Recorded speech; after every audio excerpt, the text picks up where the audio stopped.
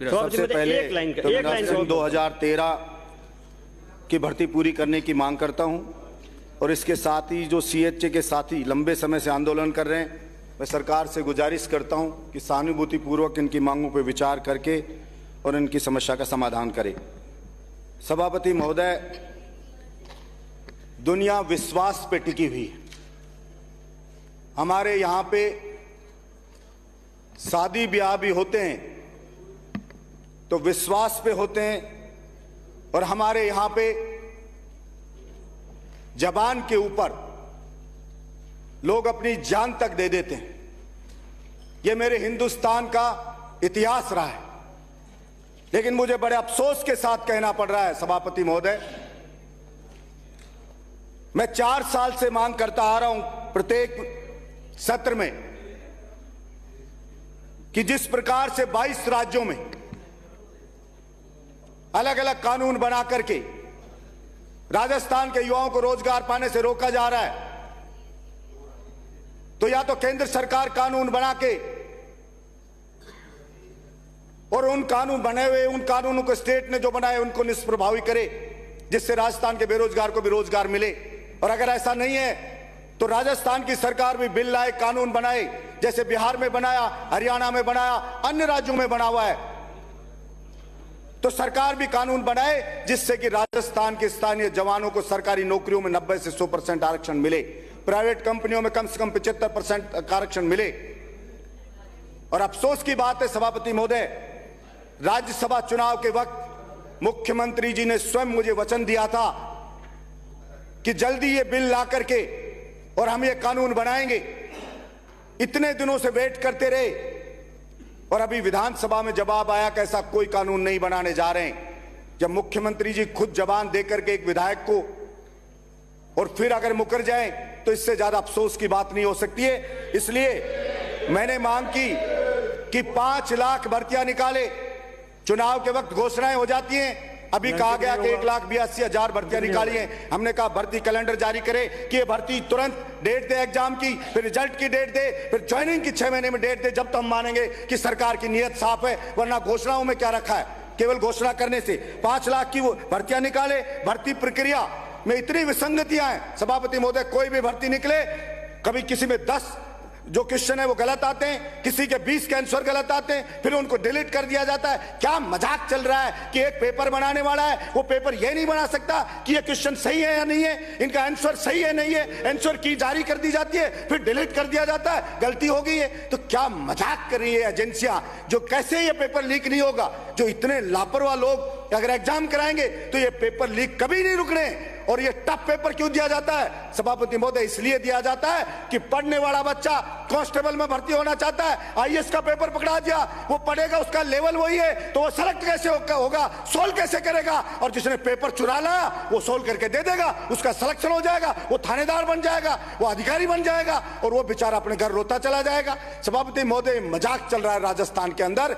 लेकिन मैं कहना चाहता हूं राजस्थान की सरकार को कि आपने बलजीत यादव की सहन शक्ति को देखा है, बलजीत यादव के सीने में धड़कती हुई आग को आपने नहीं देखा है शायद। और मैं बलजीत यादव ऐसी सदन में आज घोषणा करता हूं, 2 बार सूर्य उदय से सूर्य अस्त होने तक मैं दौड़ा कि सरकार का ध्यान आकर्षित करवाऊं, सड़क पे दौड़ के भी करवाऊं, विधानसभा में भी करवाऊं। पता नहीं क्यों सरकार को हमारी आवाज, हमारी पुकार, गरीब की सिसकी, उसके टूटे हुए सपने की सिसकी सुनाई नहीं दे रही है। इसी सदन में आज मैं घोषणा करता हूं 16 तारीख से 200 की 200 विधानसभा के मुख्यालय पे बलजीत यादव वही काले कपड़े पहन के दौड़ लगाएगा इन्हीं बेरोजगार किसान और मजदूरों की मांगों को लेकर के, ताकि सरकार चेते और हमारी मांगों को सीरियस ले और मुख्यमंत्री जी मुझे दिया हुआ अपना वचन निभाए और जल्दी बिल ला करके वो कानून बनाए। और सभापति महोदय, कोचिंग के लिए घोषणा की, पहले 10,000 को फ्री कराते थे, अब हम 25,000 को करा देंगे। गरीब को, मजदूर को हम ऐसे करा देंगे, SC ST OBC को करा देंगे, BPL में करा देंगे। कितने लोग BPL के अंदर हैं? जनरल के, एक ओबीसी के जिनको कोचिंग कराओगे, अरे आप 25,000 को कराओगे। बलजीत यादव विधायक है, निर्दलीय, मैं फ्री कोचिंग मेरे बहरौड़ में मैंने चालू की है, इवन 10th 12th के लिए भी चालू की है कि साइंस का बच्चा भी पढ़े। वही कॉलेज के प्रोफेसर, स्कूल के लेक्चरर, बात करके बहुत सारे लोग होते हैं जो गरीब के बच्चों को फ्री पढ़ाते हैं, मैंने चालू की है। जब बलजीत यादव चालू कर सकता है तो क्या राजस्थान की सरकार नहीं चालू कर सकती? मैंने मेरे यहां पे सरकारी स्कूल खोल रखे हैं, प्राइवेट स्कूलों में जाओ, लूट मचा रखी है प्राइवेट स्कूल वालों ने, लेकिन सरकारी स्कूलों की हालत ऐसी है। सभापति महोदय, मैं पूछना चाहता हूं सरकार से, अरे सरकारी स्कूल में एक चपरासी नहीं है, चपरासी नहीं है तो स्कूल में झाड़ू कौन निकालेगा, उसकी सफाई कौन करेगा, मेंटेनेंस कैसे होगा? तो गाड़ी आपने ले ली 1 करोड़ की। सदन का समय 8:15 तक बढ़ाया जाता है। धन्यवाद सभापति महोदय। गाड़ी आपने खरीद ली मर्सिडीज के 1 करोड़ की लेकर के आ गए, सर्विस की उसकी करा नहीं रहे हो, मेंटेनेंस करा नहीं रहे हो, टायर अगर उसका घिस गया तो टायर बदला नहीं रहे हो, तो वो 1 करोड़ की वो चलेगी क्या? तो मजबूर चाहे 800 है वो भी उससे अच्छी रहेगी। इसलिए मैं सरकार से कहना चाहता हूं, ज्यादा बजट नहीं लगता। सभापति महोदय, मैं निर्दलीय विधायक हूं, मेरे क्षेत्र के स्कूल में गार्डन बना रहा हूं, ट्रैक बना रहा हूं और स्विमिंग पूल तक सरकारी स्कूल में मैं बना करके छात्रों को दे रहा हूं। तो जब बलजीत यादव दे सकता है तो सरकार क्यों नहीं दे सकती? लेकिन सभापति महोदय, पैसा वहां खर्च किया जाता है जहां मोटे आसामियों से माल आ जाता है। सभापति महोदय, राजस्थान की जनता की अगर कोई वास्तव में एसेट है, ताकत है, तो अभी इस वक्त एक जमीन नहीं है हिंदुस्तान में, और वो जमीन का जो बैंक है, लैंड बैंक है, वो मेरे राजस्थान के पास है। अब नजर उसके ऊपर पड़ गई है पूंजीपतियों की, और इसलिए लुटाने में लग गए। उस अडानी को सोलर पार्क बनाने के लिए 1.5 लाख बीघा जमीन देने की तैयारी सरकार कर रही है। अडानी के लिए बिल आ जाएगा कि कितनी जमीन ले लो, रिलायंस ले लो, कोई भी ले लो, टाटा ले लो, लेकिन यहां के बेरोजगार युवाओं के लिए बिल नहीं आएगा। यहां घर से भागने वाली छोरी को भगाने के लिए बिल आ जाएगा कि मां बाप नहीं रोक सकते, भागने दो इस बच्ची को, मां बाप का मुंह काला कर देने दो, लेकिन बेरोजगारों के लिए नहीं आएगा, किसानों के लिए नहीं आएगा। तो मैं सरकार से मांग करता हूं कि आप इतने ज्यादा अहंकार में ना रहें। जो जनता बनाती है वो जनता उतार भी देती है, जो सरकार बात गंभीरता से जनता की नहीं लेती है उसको आगे खामियाजा भुगतना पड़ता है। आपको भी खामियाजा भुगतना पड़ेगा। शरीफ लोग समय आने पे जवाब देते हैं, पता नहीं लगता है व्यक्ति को कि नीचे से जमीन खिसक रही है, उसको लगता है सब कुछ अच्छा अच्छा चल रहा है, लेकिन ऐसा है नहीं। और मैं मांग करता हूं सरकार से कि सरकारी स्कूलों में कितने लगाने, आपको 20,000 चपरासी लगाने की जरूरत है। हर स्कूल में लग जाएगा, झाड़ू निकालेगा, सफाई रहेगी। छत टपक रही है, अरे उसकी छत की थोड़ी सी मरम्मत करा दो, जीर्णोद्धार के पैसे दे दो, स्कूल में ट्रैक बना दो, उसका गार्डन बना दो, उसको थोड़ा फर्नीचर दे दो। इसमें कोई बहुत ज्यादा पैसा नहीं लग रहा है। आप मेट्रो ट्रेन जयपुर में ला रहे हो, आपकी मेट्रो ट्रेन खाली दौड़ रही है, क्यों लेकर के आगे मेट्रो ट्रेन? इन स्कूलों को कर दोगे सारों को, तो यहां नौकरी कर लेंगे, यहां नहीं करेंगे तो अमेरिका चले जाएंगे, इंग्लैंड का चले जाएंगे, बाहर का पैसा लेकर के आ जाएंगे। लेकिन कहते ना, हम स्कूलों में चपरासी नहीं देंगे, फर्नीचर नहीं देंगे। प्राइवेट स्कूलों में लुटने के लिए जाओ तो वो प्राइवेट स्कूल उनसे ज्यादा अच्छे, इतनी बड़ी बड़ी शानदार बिल्डिंग है, लेकिन बिना मेंटेनेंस के अभाव में सारी जर्जर हो रही है, वीरान हो रही है सभापति महोदय। लेकिन पता नहीं किसी को दिखता नहीं है या किसी को दर्द महसूस नहीं होता है। मेरी तो समझ से परे है ये बातें सारी की सारी। में सोलर पार्क बनाने के लिए अडानी को दे रहे हो, अब इनसे पूछे कोई भाई साहब से कि 1.5 लाख बीघा दे रहे हो, इस राजस्थान को क्या मिलेगा उससे? कोई लेना देना नहीं। क्या अडानी हमारे को यहां बिजली देगा? नहीं देगा।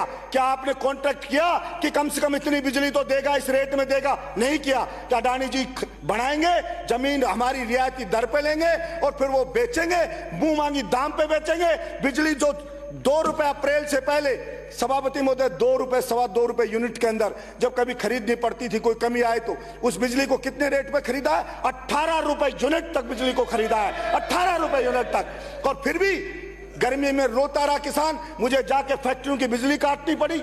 अब भाई गांव में बिजली दो, बच्चा पढ़ना चाहता तो बिजली नहीं है, बिलख रहा है बेचारा गर्मी के अंदर, पर कोई चिंता नहीं। शहर में एसी में सोते हैं हम, हमें पता ही नहीं गांव में कौन रो रहा है, कौन तड़प रहा है, किसको क्या दर्द है, किसी को परवाह ही नहीं है, क्योंकि हमें खुद महसूस नहीं हो रहा। इसलिए मैं सरकार से कहना चाहूंगा कि ऐसा नहीं समझे कि कोई समझता नहीं है। हम भी अब समझने लगे, जब विधानसभा में आए पहले सोचते थे क्यों हो रहा है, तब समझने लग गए ये खेला क्यों होता है, इसके पीछे कोई ना कोई कारण होता है, ऐसे खेला नहीं होता है। अगर मन में आए जहाँ जरूरत नहीं है वहां पे भी फंड लुटा दो, जरूरत ही नहीं है। जहां पे सड़क बनानी है वहां सड़क का पैसा नहीं मिलेगा, जहां सड़क चमाचम है कि यहाँ करोड़ों ले जाओ, इसके ऊपर से ले जाओ। मेरी समझ से बाहर है कि अभी बता रहे थे कई सदस्य कि साहब टूटी हुई सड़क बन नहीं रही है, जिस सड़क को बनाने की जरूरत नहीं है उसी पर डामर डाल के पैसे उठा रहे हैं। तो ये सारा का सारा खेल कमीशन खोरी का खेल है, सारा का सारा। सभापति महोदय, अब ये हमारा किसान के लिए मैंने कहा भाई किसान को आप पानी दे दो, उसको बिजली दे दो। और वर्तमान में किसान के सामने अब सबसे बड़ी समस्या खड़ी हो गई है पानी बिजली के साथ साथ आवारा पशुओं की, उसकी पूरी फसल को नष्ट कर रहे हैं। मैंने सदन में कई बार मांग करी, अरे आप कह रहे हो तार बाढ़ लगाएंगे, उस बाढ़ को आपकी को कोई उखाड़ ले जाता है, कोई खा जाता है, कितनी लगी कितनी नहीं लगी। अरे भाई मैंने कहा ये जो नंदी हैं इनकी नसबंदी कर दो, उसमें कितना पैसा लगता है, क्या ये दिमाग में नहीं आती किसी के? आदमियों की नसबंदी कर दोगे लेकिन कैसे नंदी की नसबंदी नहीं करेंगे, तो नष्ट करेगा सारी की सारी फसलों को, उसमें कौन सा पैसा लग रहा है सरकार का? पर पता नहीं मेरी समझ से बाहर है कि क्या वास्तव में ही किसान के को बर्बाद करना चाहते हैं या सोचना नहीं चाहते, या ताड़ बाड़ का काम कहीं खत्म नहीं हो जाए, नसबंदी कर दे तो पता नहीं क्या सोच के कर रहे हैं। हमें किसान कहता है, अनपढ़ सा किसान कहता है एमएलए साहब जाके कहना इन नंदियों की नसबंदी कर दे तो आगे तो बढ़ोतरी नहीं होगी। लेकिन मैंने कहा, मैंने बोला विधानसभा में तो बोला ऐसा क्या बात होगी जो नहीं, इस बात की समझ में नहीं आ रही। पता नहीं क्यों नहीं समझ में आ रही है। कभी ईआरसीपी है, ईआरसीपी में पिछली बार 4000 करोड़ हुआ था, अब की बार और कर दिया है, उससे पहले वाली सरकार भी कर गई थी। अरे भाई एक फावड़ा चलानी है, बजट ही बजट जारी हो रहा है, अब जारी किया तो ये बताना चाहिए था कि इस डेट से टेंडर होंगे, इस डेट से काम चालू होगा और इतने समय में हम ये पानी पहुंचा देंगे, वहां तक खोद देंगे हम यहाँ पर। लेकिन नहीं हुआ। हमारे प्रधानमंत्री जी भी आए तो और दिनों की धड़कनें बढ़ा के उन्होंने कहा एक समिति बना दी है और अब ये समिति रिपोर्ट देगी, दूसरे स्टेट मध्य प्रदेश से वार्ता होगी, फिर इस पे काम आगे बढ़ेगा। अरे भाई ये पंजाब से हमारा विवाद है, उस पर कुछ नहीं हो रहा है, दिल्ली से यमुना का विवाद है पानी का, उस पर कुछ नहीं हो रहा है, हरियाणा से विवाद है, उस पर कुछ नहीं हो रहा है, वो पानी तो आया नहीं। अब ये चंबल जो आ रही थी जिसमें खतरे के निशान से बह रही थी, गंगा जी में जाके पूरे समुद्र में गिर रही है, तो मध्य प्रदेश क्या करेगा भाई?